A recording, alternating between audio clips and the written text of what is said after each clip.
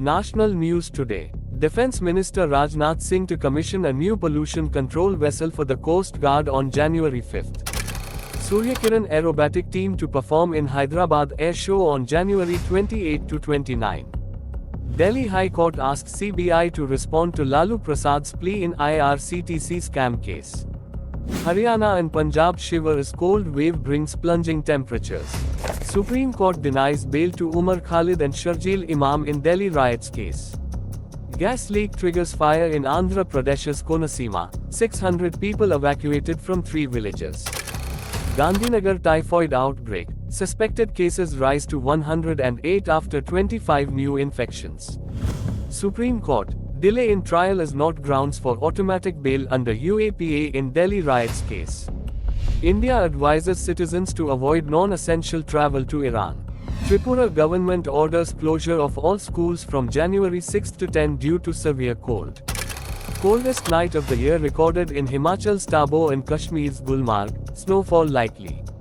Passing out parade of nearly 2,700 trainees to be held at Inschilka on January 8. Tamil Nadu CMMK. Stalin launches free laptop scheme for college students. Union Minister Jitendra Singh inaugurates lab to certify air pollution monitoring equipment. Jal Shakti Minister urges states to adopt technology-driven river rejuvenation measures.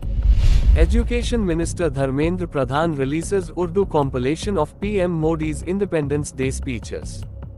German Chancellor Friedrich Merz to visit India next week. Assam CM says 13 foreign nationals attempting illegal entry were pushed back. World News Today. US military operation in Venezuela results in death of 32 Cuban officers, raising regional tensions. UN chief urges Israel to reverse ban on humanitarian aid groups working in Gaza amid growing crisis. Israel announces plans to ban 37 aid groups operating in Gaza, drawing international concern. Bangladesh to introduce postal ballots for first time in 2026 national election, aiming for greater voter accessibility.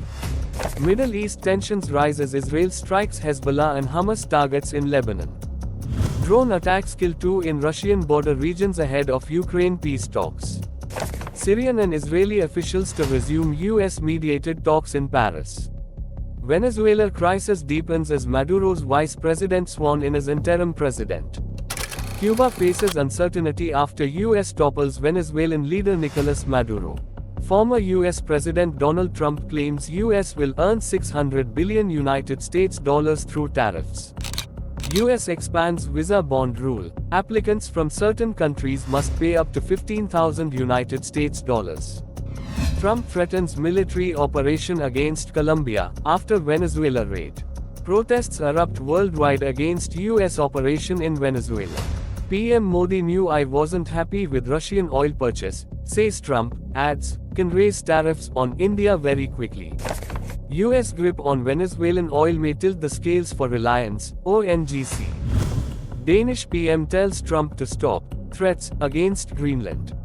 Iran government triples subsidies to meet people's needs. 41 candidates enter Iraq's presidential race as nomination deadline approaches.